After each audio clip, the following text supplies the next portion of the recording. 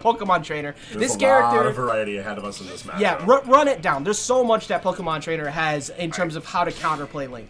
Alright, so from the top, one thing that Link's going to have to ever presently worry about, Water Gun. It pushes out Bomb really heavily. It disrespects him off stage. It disrespects him on stage.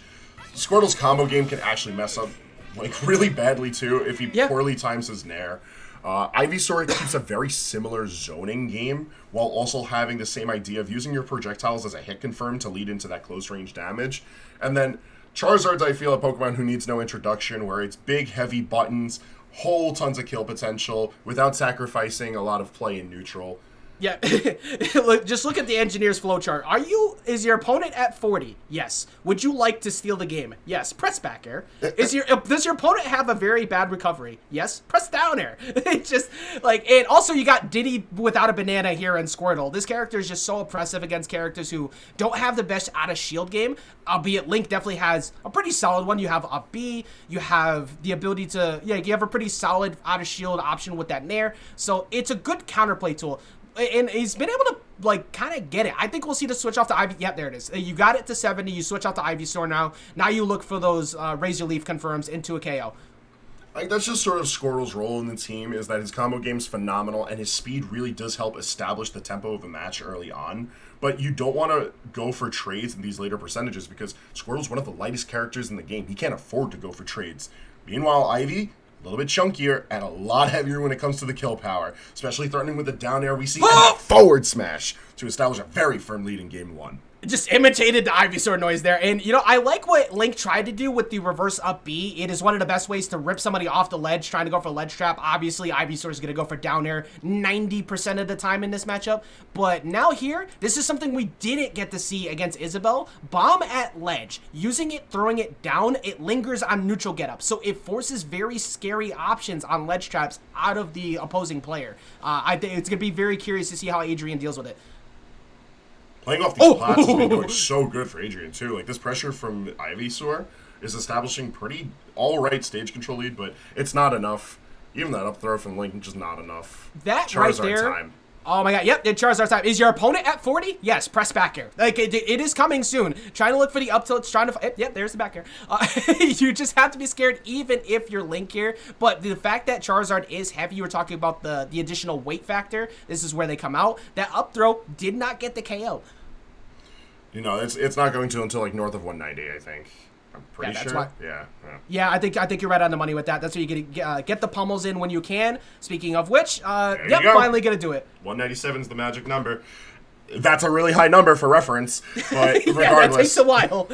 We are right back to square one with Squirtle coming in. That's a 57% on the Link, so like one minor exchange or not even bothering, switching right to Ivysaur to try and maintain that lead, I think is really smart. Ivy can shark down from the plats, no problem at all. Dropping down from the plats to convert into back air or nair is also an option that Link has to worry about. I really love the Ivysaur option coverage right here. Just constantly throwing out things like up air on roll attempts, on jump away attempts, and playing the mid-range game with just enough zoning to make Link respect you. Because you don't want to do it too much. Link has good buttons on approach like that nair. So the fact that consistently calling him out on landing, there's once again, catches him on the back throw. You're going to be forced to go low due to Razor Leaf, but the bomb recovery, it does not matter because you got smacked out the skies by the Vine Whip. Did you see the attempt for the down air off the bomb recovery? Did you see the coverage for when that wasn't enough? This Ivy knew exactly where to be, and that's terrifying. That feeling when you made the right call and it did not matter. Like, it's sitting there finding every which way you can. But now look at this lead. 60%, slowly racking up the damage. And just Adrian's defense has been on point, too. We like, not enough credit has been given, I think, from us so far. Because damage mitigation against characters like Link is so important. Because they're very scary on last stock. So if you can get them to KO percent around 150 before you're down to last stock, you are in a much better spot. Like, the way that Adrian's been moving with his Pokemon has been so good. It's been a little different each time, taking advantage of the tools that keep space. Like with Squirtle, just dipping out. Just using his better speed to reset neutral. Ivysaur, like, max distance with these aerials. Dude, very, very smart player awareness from Adrian. Because you use Flamethrower to immediately activate the Bomb Throw. Because every single fire property move will activate Bomb Throw. So once it's pulled, he immediately goes for it and forces Link to stay in shield. Like, one thing that's immediately readable from this set alone of game 1, Adrian's a very intelligent player. This is someone who knows their character through and through. Oh my goodness, that scared me so much. Like, even with the weight of Link, this is Rage Charizard. And yeah, you very smart, you have to hold down there to try and get out, but Forder is going to seal the deal. Adrian just has this matchup down on lock. We saw over and over again just constant reads on what Link basically would want to do and the counterplay immediately to deal with it. Like, another thing to bring up, Adrian just looks so comfortable in that matchup, too. Like, the spacing was so exact. The timing of the buttons was really deliberate. Everything looked like this was just another day in the office.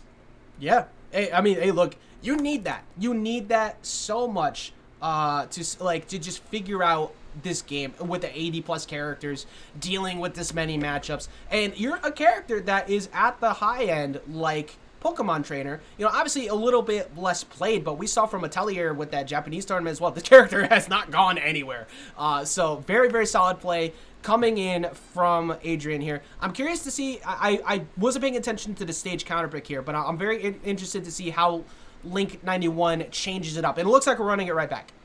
I honestly think this is fine to run it back. I think it's more of just a comfort and matchup kind of deal than fighting back for the stage. Because coming back from the ledge wasn't the biggest problem. I feel like it was just battling out center stage, and Link has no shortage of tools to do that. It's just not missing the mark with those buttons.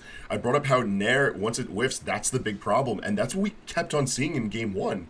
Link and Nair not doing anything all of a sudden made Link not look nearly as threatening. So I'm actually glad that we saw it again, because in game 1 we saw Water Gun use this as a way to force an air dodge after the jump from Link, and that was just a good situation we saw once, right? But it happened again twice here, and that is just like 1%. Look at how annoying Squirtle is for everybody's existence who has no good way to box him out. And now the switch, yeah, you have to watch out for these jump calls. That up air will blow you up. It does not matter if you trade.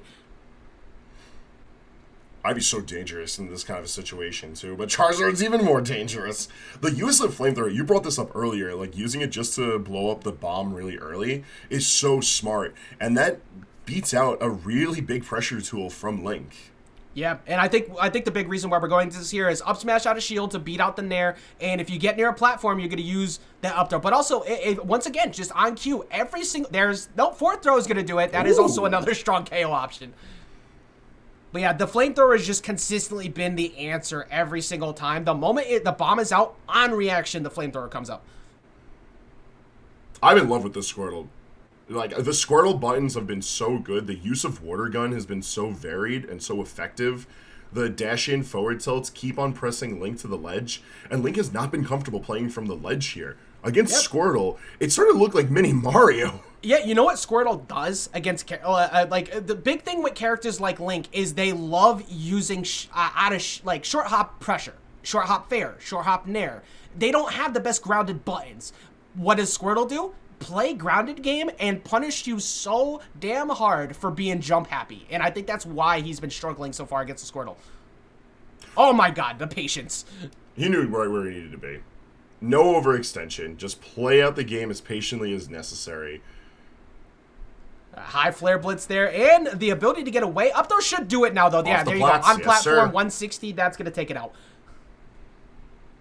All right, but this is still far from an even game. Oh, especially jab, forward smash. Yes, sir. There we go, and that's less stock for Link. Yeah, anybody who tries to act like this character, like, all three Pokemon could be solo mained if they were separated from each other. Like, this character has jab lock, tech chases, a back throw that could get a KO, the edge trap play. The Squirtle is, I think, respected too much. I need more people to understand how good this character is. Uh-oh. Well, that's where things could become an issue. Squirtle is also the weight of a paper, so... Yeah, no, I wasn't kidding. I think I'm almost certain, like, without checking any notes, Squirtle's like the third or second to lightest character in the game. Like, extremely light of a character.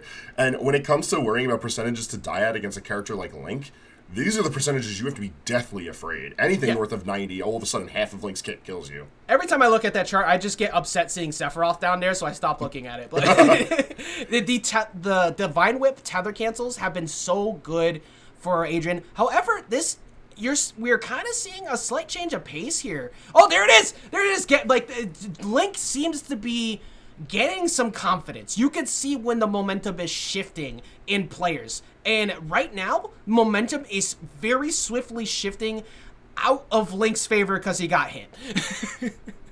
Look at this damage extension, too. That was off of one slight hit. That was past the plats, too.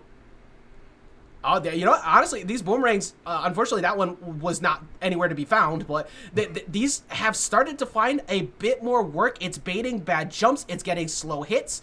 If you're Adrian here, you got to seal the deal, because I don't think I want to be fighting Link after it looks like he's getting some confidence in that game 3. You know, Link with Rage is not to be slept on. It by any means necessary. And I could very much see this Link living to the percentages where Max Rage is a very big problem, regardless if it's Charizard.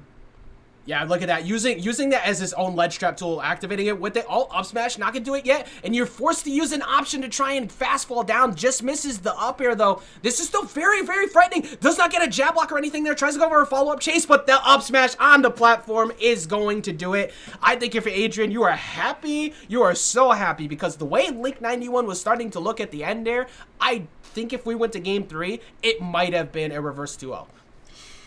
It was looking good. I think the adaptation was there, but Adrian was so comfortable with those buttons. Like, even in that high pressure of a situation, the very confidence of just sticking to the ground and letting up smash shark those platforms.